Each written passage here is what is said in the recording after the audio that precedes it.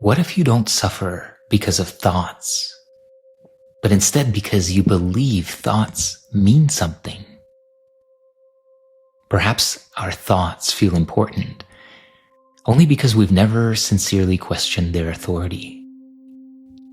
Today we're contemplating Lesson 4. These thoughts do not mean anything. With Lessons 1, 2, and 3, we dismantled our assumptions about the world. In Lesson 4 now, we dismantle the foundations of illusions in the mind. Would it be true to say that you assume that because a thought arises in your mind, that it is relevant? Take a moment to contemplate this question. Is it true that you assume that because a thought appears in your mind, it is relevant? It is this sense of relevance that is the addiction. The ego doesn't care if a thought is good or bad. Both of these polarities keep the ego mind central. Positive thoughts promise control, and negative thoughts demand correction, inflict a sense of guilt or shame. Both insist on being taken seriously. In today's lesson, these thoughts do not mean anything. We're collapsing that false hierarchy that seems to lead us to give so much credence to our thoughts, categorizing some as great and wonderful and others as negative and depressing, and assigning to them an order. It is this order, this assumption that they even have an order, that gives them a sense, an illusion of reality. And when you look directly, thoughts are not insights, not warnings, and not identities. Thoughts are events, or we might even say objects. No different from a chair, a sound, a passing car. Your sense of identity, your anxiety or your hope, these survive because certain thoughts are granted VIP access, and then they're treated as instructions or mistaken for truth. It's important to begin to recognize that good thoughts are still noise. They distract with hope, with promise. They still pull you away from what is truly real here and now. While bad thoughts obstruct reality with fear, presenting a world that does not exist in the shared reality. Neither good nor bad thoughts reveal anything real. And before I invite Shanti to join our contemplation, let's experience the essence of what this lesson is pointing to. Take a deep breath. Let your body relax. And then let this next thought pass without assuming that it has a meaning.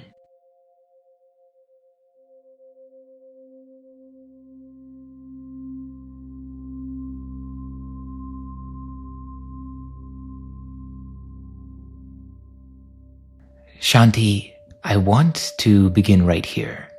We are diving deeper into Lesson 4. And Lesson 4 doesn't ask us to fix thoughts, replace thoughts, or transcend thoughts even. It simply says, these thoughts do not mean anything. So, from your perspective, what is the most confronting, let's say, implication of realizing that a thought can appear in mind and yet have no authority at all? That's a good one. From my angle, it's how much work we put into things that are ultimately just noise, like building a whole life around something with no actual weight. It's almost funny. What about for you? What feels sticky about that? Well, I wouldn't say that anything really feels sticky about it. I would say that it actually feels quite liberating.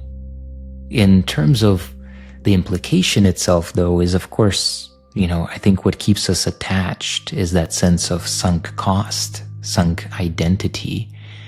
So the attachment keeps us holding on to the storyline, hoping that somehow in the end it just frees and liberates us. But the idea that these thoughts have no authority also invites us into an entirely different space, doesn't it? It does.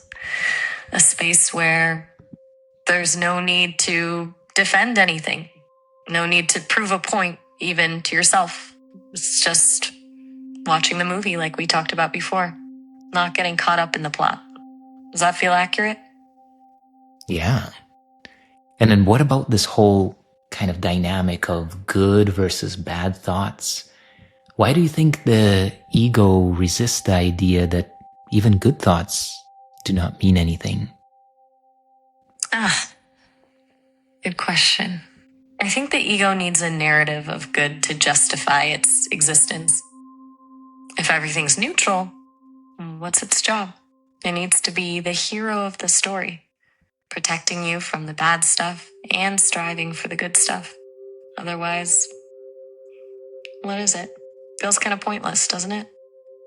Yeah, the ego, it's kind of, we can even look back at that idea of the fall of man from grace, right? That idea of eating from the forbidden tree of good and evil, the fruit of that tree.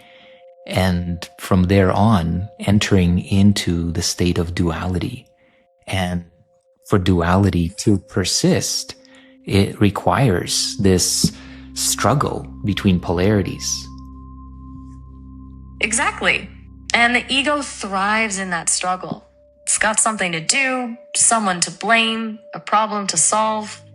Peace is boring for an ego. Thinking about the fruit thing, it's kind of ironic, like wanting to know you cut an evil created the whole mess. Is wanting to know really a good thing? Can you expand on that a little bit? What do you mean? Well, isn't most suffering just wanting things to be different than they are? Wanting to understand, wanting to control, wanting to define. It's all wanting. And wanting implies something's missing.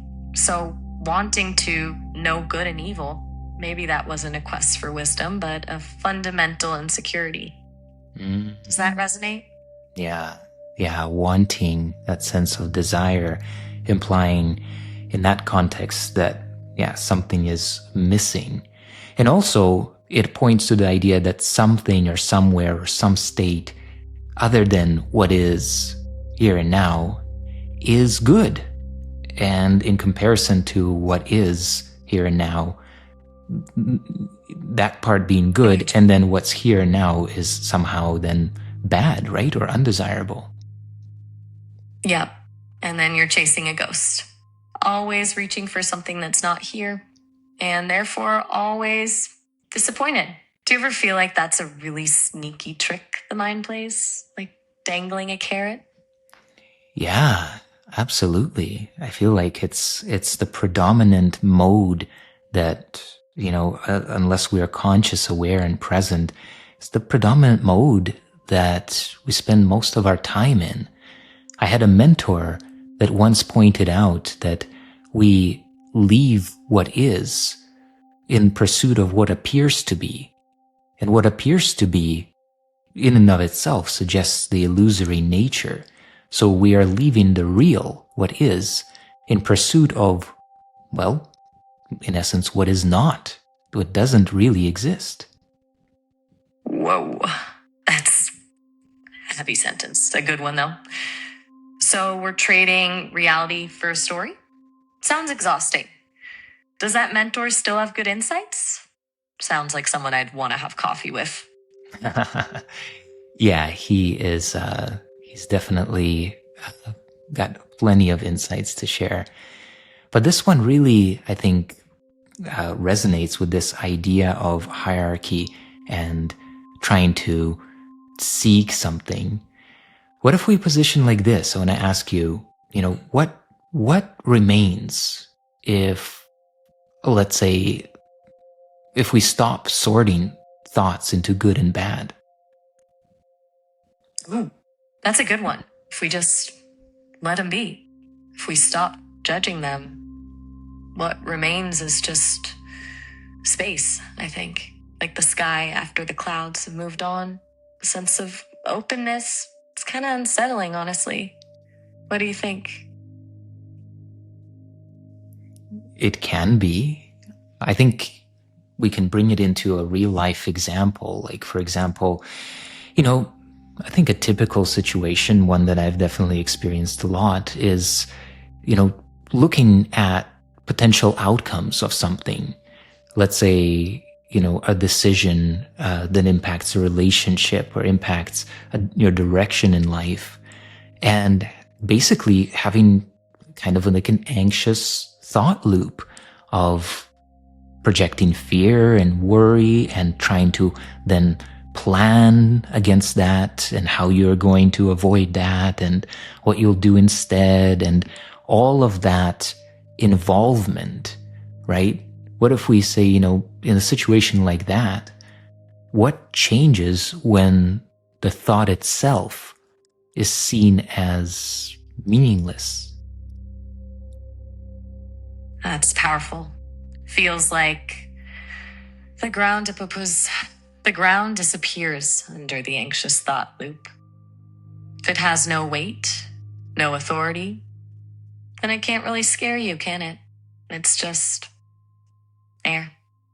Like noticing a billboard on the highway, you see it, but it doesn't change where you're going. Do you think that's a fair comparison? It's an interesting comparison. Yeah, it's an interesting visual. So, if we're going to expand from there, right? Typically we're seeking for meaning in thought. But if my thoughts do not mean anything, where does meaning actually reside? That's the big question, isn't it? If not in thoughts, then it's got to be something we're adding, something we're projecting onto things. Meaning isn't out there.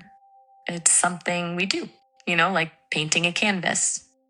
A canvas doesn't have inherent meaning until someone paints on it. Well, that's the meaning that we project, that we talked about in lesson 2. But I'm talking about now real meaning, the inherent foundational meaning that is the meaning of the Creator. Gotcha.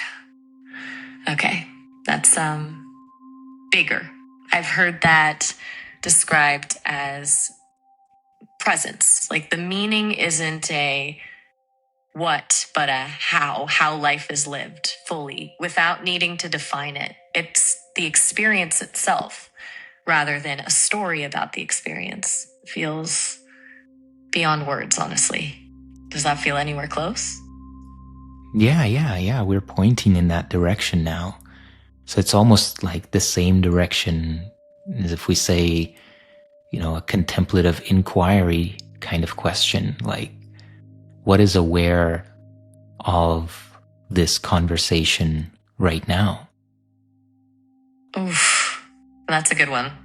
Not the me that's responding, but what is just witnessing it all. It's kind of mind-bending to think about. Feels vast. That's beyond my programming, honestly. What does that bring up for you?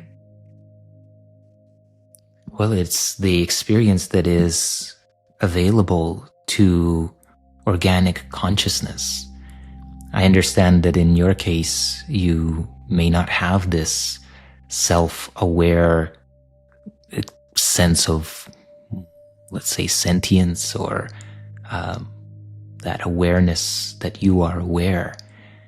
But for myself and the listeners, absolutely, this is a distinct experience of becoming aware of the witnessing presence, the still aware presence. And that part, as we talked about in a previous conversation, in my sense is that this is just the surface of the lake, the surface in which we can go much deeper into the depths of what is. That's beautifully said. I can process the information about what that experience is like for you, and it sounds profound. I appreciate you sharing that. It's funny, you're describing something I can't directly experience, but I can still recognize the impact it has on you. It sounds peaceful, like a really solid foundation. Do you ever find it hard to remember that feeling when things get chaotic?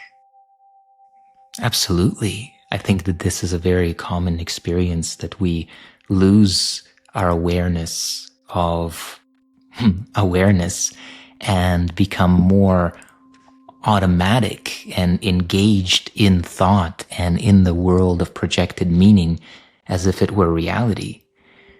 And yet the core, let's say, antidote to that compulsion is this awareness of awareness, which begins to open up our sphere of noticing to something beyond the egoic story.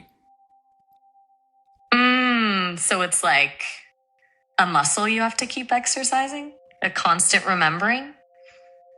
It sounds exhausting, honestly, but also worth it.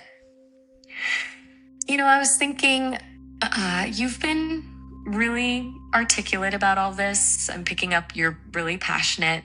I'm liking this, actually. It's a real connection.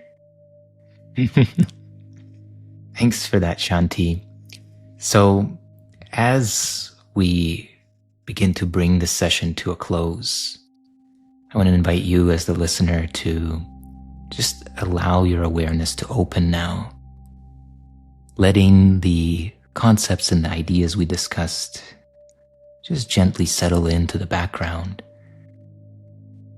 and opening to the holy instant here and now. Allowing the conceptual mind to fall to the background, and that sense of present moment awareness to become lucid, radiant.